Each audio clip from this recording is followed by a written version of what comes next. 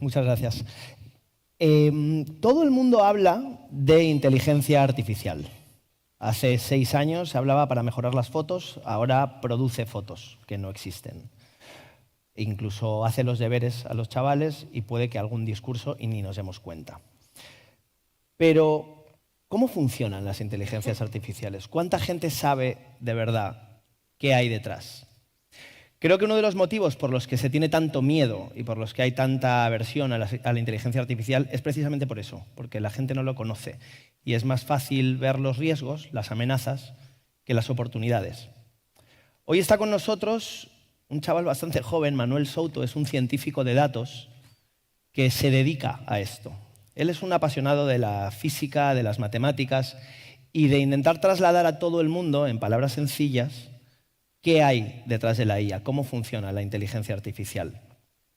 Manuel está especializado en el campo de la física de partículas y la estadística, es licenciado en física y matemáticas por la Universidad de Oviedo y ha aceptado un reto, explicarnos cómo funciona la inteligencia artificial, pero sin usar nada de terminología técnica. Un aplauso para él, por favor.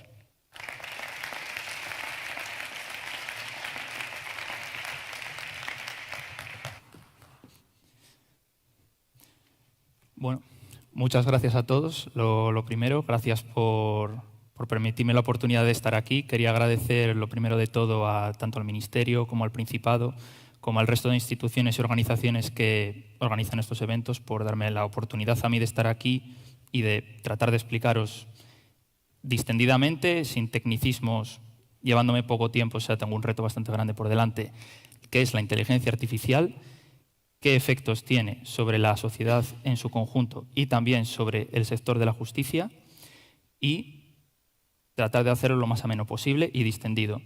Con lo cual, lo primero, ante todos ustedes, me voy a disculpar porque si no les importa les voy a tutear porque si no se me va a salir sin querer y voy a quedar mal.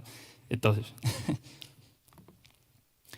en primer lugar, la ponencia se titula Inteligencia Artificial, pasado, presente y futuro, porque no tiene ningún sentido ponernos a hablar de inteligencia artificial y de modelos si ni siquiera sabemos de dónde viene la inteligencia artificial, quién fue el chalao o pirao al que se le ocurrió esto la primera vez, para qué sirve, dónde estamos actualmente, qué es realmente la inteligencia artificial y qué no es.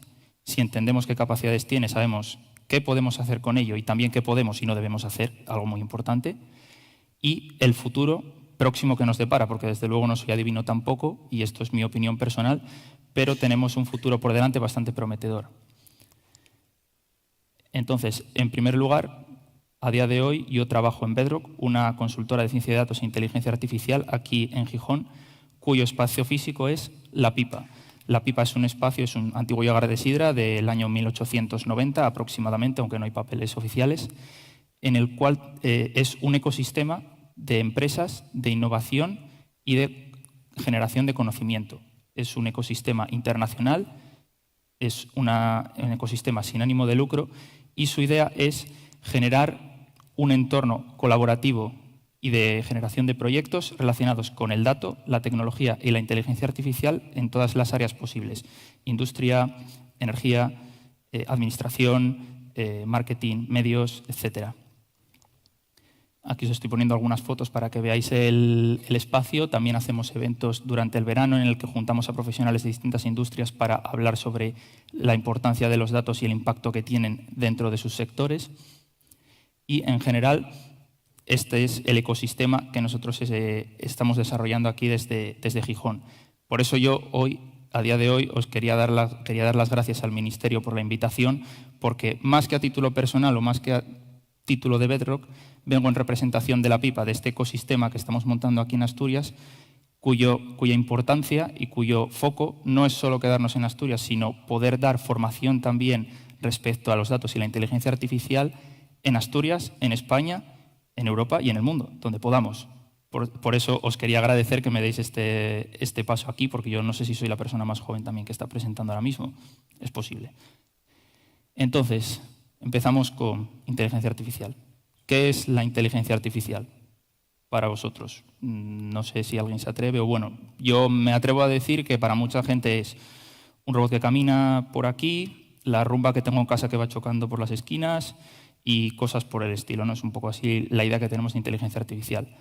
A día de hoy, desde noviembre, diciembre del año pasado, más probablemente os sonará algo por el estilo en inteligencia artificial, sobre todo lo de la izquierda, ChatGPT. No sé si conocéis las dos imágenes de la derecha, pero son dos logos de Midjourney y Stability AI, que son dos compañías que se dedican a la creación de imágenes con inteligencia artificial, es decir, la parte generativa de la inteligencia artificial, que es el hype y el boom que tenemos ahora mismo. Por supuesto, esto es solo una parte de la inteligencia artificial. Tiene muchísimas más aplicaciones, como han comentado los compañeros anteriormente, digitalización de documentos, predicción de los movimientos de la bolsa o cualquier otro tipo de cosa, pero esta es la aplicación más directa y más cercana a las personas que tenemos ahora mismo, porque al final, antes la inteligencia artificial se aplicaba de una forma profesional, de una forma en la que una empresa utilizaba un producto que empleaba inteligencia artificial, o la administración, por ejemplo, y el usuario final veía ese resultado, pero no interactuaba directamente con ello. Y esto es la primera edición o la primera parte que tenemos de inteligencia artificial con la que el usuario final directamente interactúa. Por eso también ha cogido tanto foco. Y tendremos que hablar de ello, por supuesto. Entonces, tenemos la gente que dice, esto es la leche, esto es genial, esto es el futuro, esto es una utopía, lo vamos a tener todo solucionado porque, por supuesto, la tecnología soluciona todos los problemas del mundo. Ojalá, ya me gustaría a mí. Y tenemos la otra opinión, que es más bien que esto es Terminator, que la inteligencia artificial se va a alimentar a sí misma y nos va a matar a todos. Que la rumba esa que tenía yo en casa cuando tiro más cachos de pan de la cuenta me va a morder un dedo porque se va a enfadar conmigo. Y no, obviamente esto no va a ocurrir tampoco. Los dos extremos tienen puntos que hay que tener en cuenta, pero sobre todo el extremo de esta parte, el extremo tan negativo, muchas veces sirve para enmascarar los problemas reales que puede tener la inteligencia artificial, como pueden ser los sesgos, como pueden ser los problemas de calidad de datos, etcétera, o de transparencia o de auditado, que eso entraremos en más detalle en el futuro, pero desde luego no nos va a matar a todos, porque además no tiene la capacidad para hacerlo. Porque la inteligencia artificial no deja de ser un embudo, por lo menos este tipo de modelos son un embudo. Toman mucho dato, es decir, muchas observaciones, textos, números, etcétera, de distintas fuentes, lo meten en una coctelera y te devuelven algo que es una imitación de lo que han visto en esos datos. Es decir, no razonan para nada, no tienen pensamiento, entonces si no pueden razonar como una persona, no van a ser capaces de alimentarse a sí mismos para matarnos a todos. Por cierto, esta imagen está hecha con inteligencia artificial, con el prompt, una inteligencia artificial que es un embudo, que toma todo el conocimiento de Internet para sí mismo. Y quitando personas, porque si no quitas personas salen cosas muy raras, como gente con cables por el cuerpo, cosas raras que hace la inteligencia artificial también. Pero este es el punto más importante de todos. Todos estos modelos, como digo, no son más que una amalgama de lo que han observado en los datos con los que se han entrenado, es decir, los datos que han observado y de los que han aprendido, y que aprenden a replicar ese mismo texto, ese mismo sesgo. Por lo tanto, no razonan. Es decir, desde el primer punto en el cual hablaremos después sobre de dónde surge la inteligencia artificial, todos este tipo de modelos siempre han intentado emular la inteligencia humana, hacer tareas que solo humanos pueden hacer. Nada más lejos de la realidad, porque Deep Blue, hace ya unos cuantos años, a Kasparov, el campeón mundial de ajedrez, le ganó un modelo de este tipo. Y sin embargo, un modelo a día de hoy de estos puede ver que un coche es de color rojo, pero si nunca ha visto un camión no va a saber que un camión puede ser rojo también. Es decir, una extrapolación de conocimiento tan básica que los humanos tenemos y que es una capacidad que tenemos interna, no la podemos poner en un modelo de este estilo, no está dentro de sus reglas. Esto es por lo que estos modelos son muy buenos imitando que son humanos, pero no son humanos. También mejor, porque si no sería bastante apocalíptico. Entonces, en primer lugar, vamos a hacer un vistazo al pasado. Vamos a ver de dónde surge la inteligencia artificial. ¿Por qué a alguien se le ocurrió que esto hacía falta? Y empezando mucho más atrás, empezamos con las matemáticas. Las matemáticas, con estas dos frases que veis aquí de Eugene Paul Wigner, un premio Nobel de Física que hacía estudios sobre el núcleo atómico y sobre Galileo, lo que veis es que hablan de las leyes de la naturaleza, hablan de que el universo se comporta de una forma específica que es bastante impresionante porque las matemáticas no dejan de ser un lenguaje, es como el español, es como un idioma. Pero lo que representan por detrás son unas leyes de la naturaleza que son estáticas, fiables, lógicas y son siempre iguales. Es decir, la gravedad siempre va a hacer que las cosas se caigan hacia abajo. Yo llevo 2 zapatos y son 2 y no son 3, porque son 2 y los estoy viendo. Todo este tipo de lenguaje difiere mucho del lenguaje natural que nosotros utilizamos, del lenguaje coloquial o de los idiomas, porque representa directamente cómo es la realidad. Y eso es lo que sorprendía a muchos filósofos, muchos físicos, matemáticos, mucha gente durante muchos años. Porque es lógico y todo encaja. Es perfecto. Yo sé que las matemáticas, no tengo que saber todo de las matemáticas, pero sé que unos ciertos axiomas y una cierta lógica se respeta. Con lo cual, si sigo esa lógica, al final llegaré a la respuesta correcta, aunque no me la sepa del principio. Entonces, pues ya está, tenemos la vida solucionada todos, porque si pudiéramos describir con exactitud todo lo que ocurre en el universo, podemos predecir el futuro. ¿A qué me refiero con esto? Si las reglas son estáticas y son siempre las mismas, si algo ocurre, como que, por ejemplo, yo coja una moneda y la tire, siempre va a seguir las mismas reglas, con lo cual siempre debería dar el mismo resultado. Todos sabemos que eso no es cierto. ¿Por qué no ocurre eso? Porque no estamos en un sistema aislado, no podemos modelar, es decir, entender todos los componentes que afectan a que un resultado de este tipo no sea aleatorio.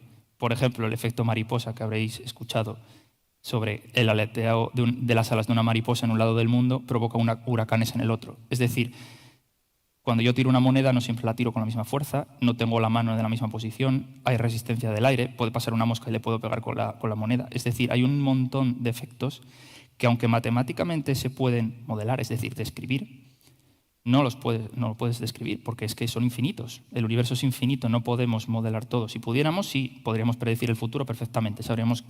Voy a saber si voy a ganar la lotería o no. Pero no funciona de esa forma el universo. Pero no nos vamos a rendir, obviamente. Vamos a intentar acercarnos lo más posible. Entonces, ¿cómo puedo, utilizando este lenguaje y estas reglas que sé que existen, predecir algo que por naturaleza va a ser impreciso porque nunca voy a poder tenerlo?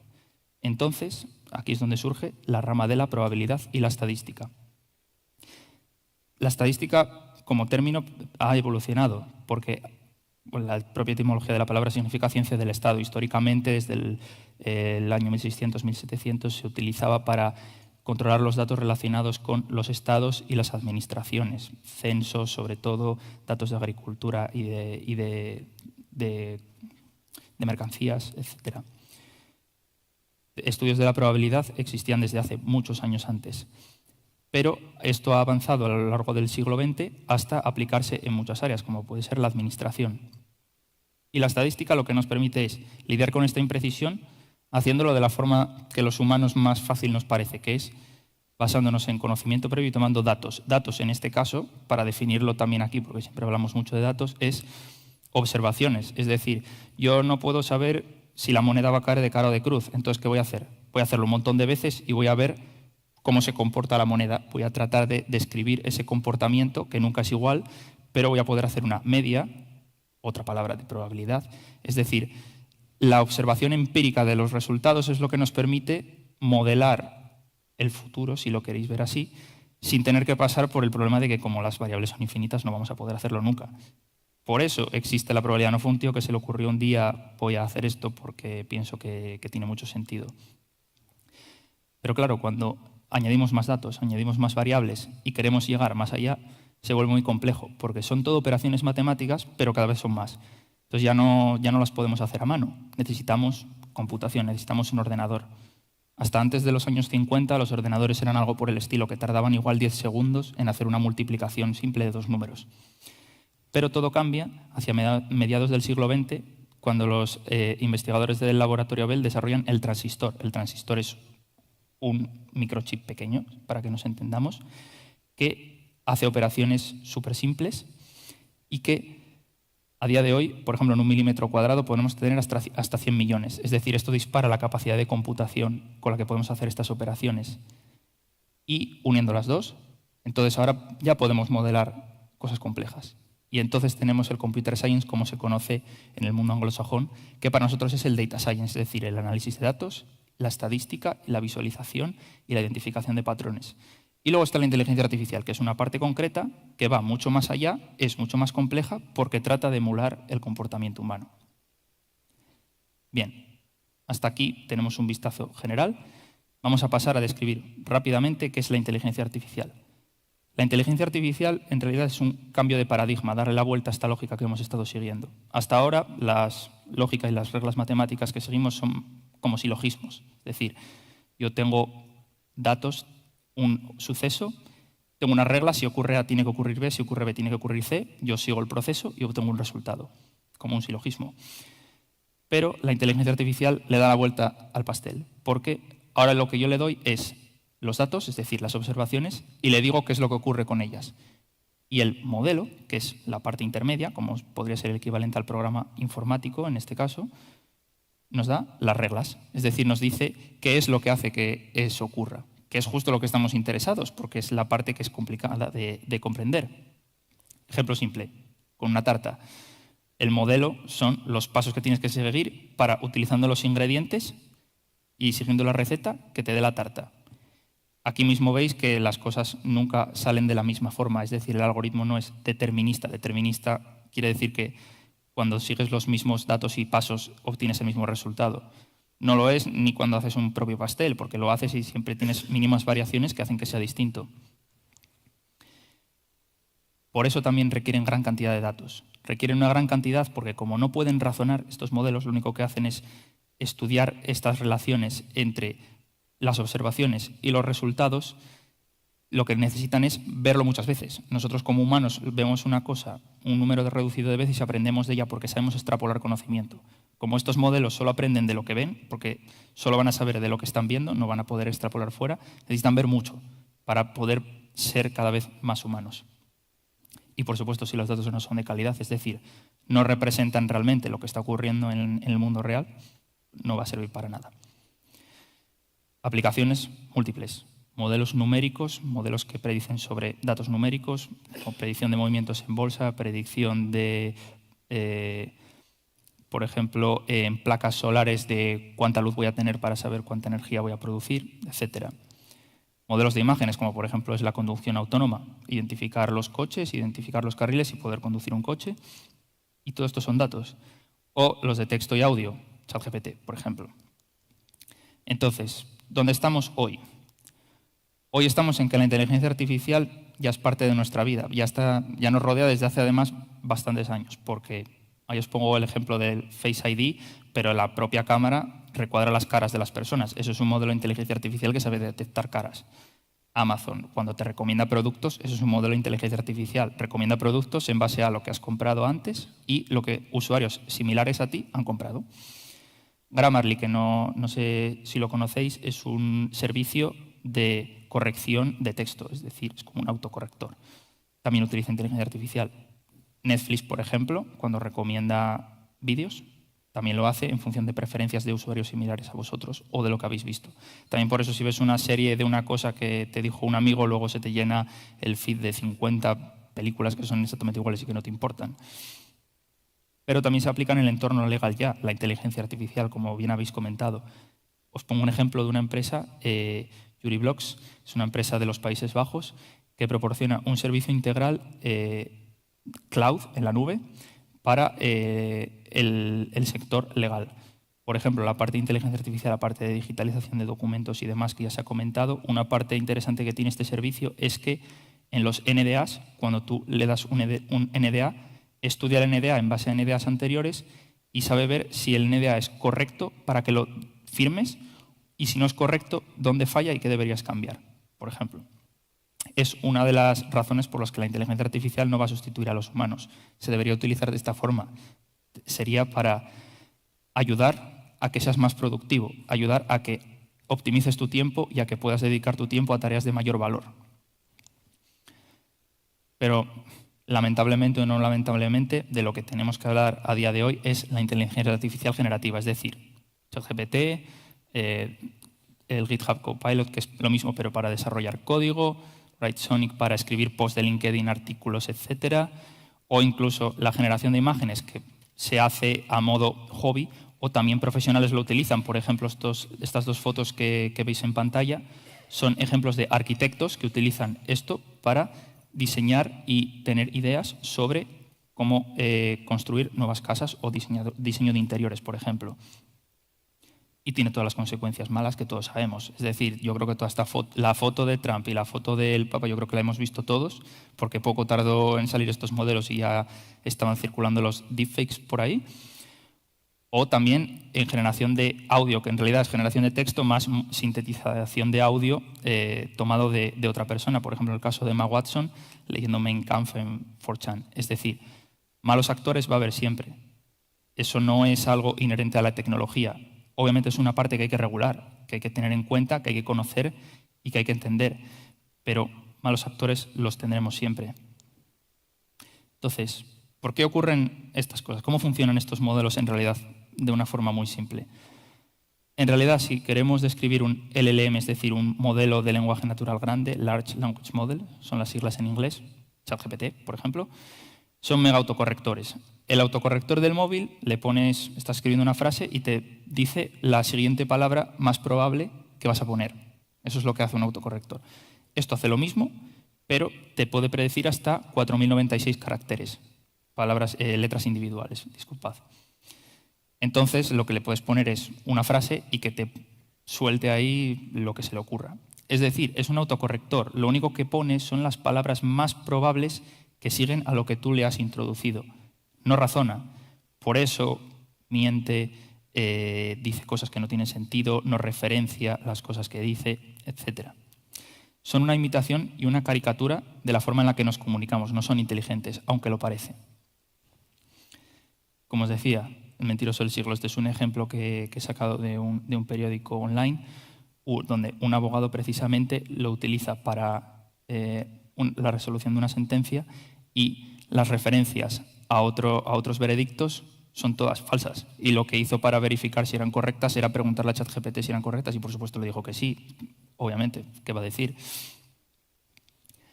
¿Cómo funcionan, por ejemplo, los modelos de imagen? Los modelos de imagen trabajan con las imágenes unidas al texto, un texto descriptivo de la imagen, y lo que hacen es aplicar un filtro de ruido hasta que no se ve nada, como veis en la imagen superior derecha, y luego lo que aprenden en este caso es a deshacerlo. Es decir, toman una imagen que no tiene ningún texto y que no se ve nada y aprenden a deshacerla. Así es como generan en realidad una imagen. Tú le pasas un texto para que te genere algo, él parte de una imagen totalmente fuzzy, que no se ve absolutamente nada, y aprende a generar texto en función de imágenes que ha visto similares.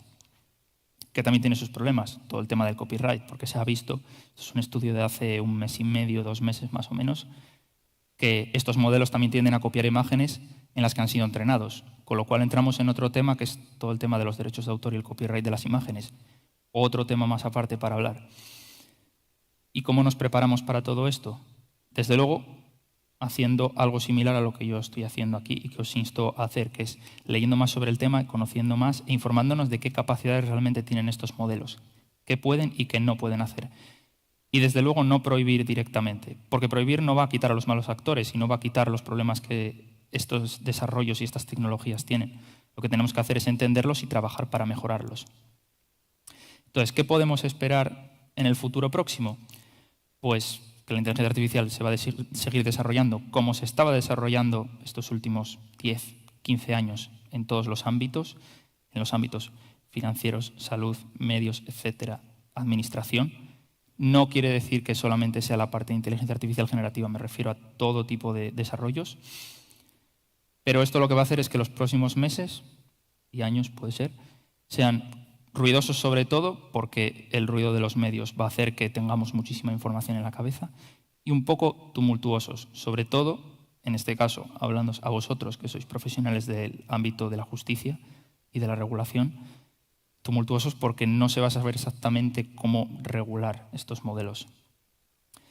Y por poner unos puntos importantes sobre los que el futuro probablemente desarrolle esta inteligencia artificial, serían el acceso que ha tenido esta tecnología a la población, que no han sido conscientes ni se han esperado que esto llegase tan rápido. mismamente la propia administración, nosotros mismos como usuarios, yo mismo como usuario, ha sido algo sorprendente porque ha sido algo que prácticamente no ha llegado de cero, porque sí que había desarrollos anteriores, pero no a esta capacidad como ha llegado ahora mismo. Entonces tenemos que ser conscientes de estas capacidades y el impacto social que esto tiene es muy relevante. La centralización del poder de estas inteligencias artificiales, en concreto las generativas, en empresas y países. No hay más que decir. OpenAI, Meta, Google, son todas empresas estadounidenses, con bases estadounidenses, que son las que tienen el poder de estas tecnologías. Entonces, esto no es solo una parte tecnológica, es una parte geopolítica también, es una parte de regulación entre distintos países que se van a tener que poner de acuerdo para respetar la privacidad de los usuarios y no perder competitividad. Que la investigación la hacen las empresas. Desde hace ya unos años, las empresas son las que desarrollan los propios modelos de inteligencia artificial y no es al revés como antes, que las universidades y los centros de investigación hacían estos desarrollos y luego se implementaban en empresas. La comunidad científica está desarrollando modelos abiertos, modelos transparentes, auditables, que todo el mundo puede utilizar y que no están controlados por una compañía, con lo cual en el futuro veremos muchos más de estos modelos. También va a haber que ver cómo los podemos regular. Tendremos que trabajar en la transparencia de los datos que se emplean para entrenar estos modelos, eso es algo claro. Su auditado y la comprobación de los sesgos, algo que es completamente inaceptable. Limitar las posibles aplicaciones no podemos hacer, por ejemplo, como en China, donde lamentablemente, por ejemplo, se utilizan modelos de reconocimiento facial para identificar minorías. Es decir, que una cosa sea posible técnicamente no quiere decir que se deba hacer. Una mayor investigación en la explicabilidad de los resultados, es decir, ¿por qué un modelo me dice que haga esto y no me dice que haga lo otro? Esto es algo que también se está trabajando en la comunidad porque es algo complicado. Que las principales fuentes de datos que se utilizaban para entrenar estos modelos se blindan. Ya sabéis, Twitter, por ejemplo, con Elon Musk, que ahora ha puesto su API, es decir, la aplicación que te permite obtener datos de Twitter de pago. Lo mismo ha hecho Reddit hace una semana o parecido, y son dos de las grandes fuentes de datos que se han utilizado históricamente para entrenar este tipo de modelos. Y todo el tema de los derechos de autor. Muchísimo más, porque si me extiendo más de un minuto me van a matar porque podría seguir hablando y hablando y hablando.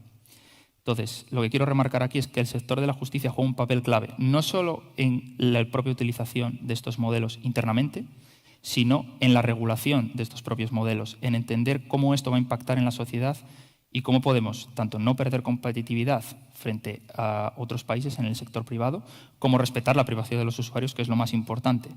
Por eso, por ejemplo, el EU AI Act de la Unión Europea es una regulación tan importante y en la que se debe seguir trabajando. Y por eso tenemos también titulares como OpenAI que dice que si se regula de eso yo me voy de Europa.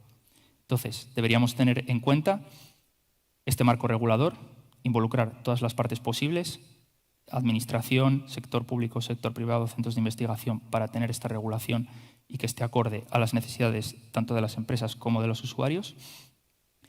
Y fomentar en toda la medida de lo posible el desarrollo de estas empresas de investigación en inteligencia artificial dentro de Europa. Y eso sería todo. Muchas gracias.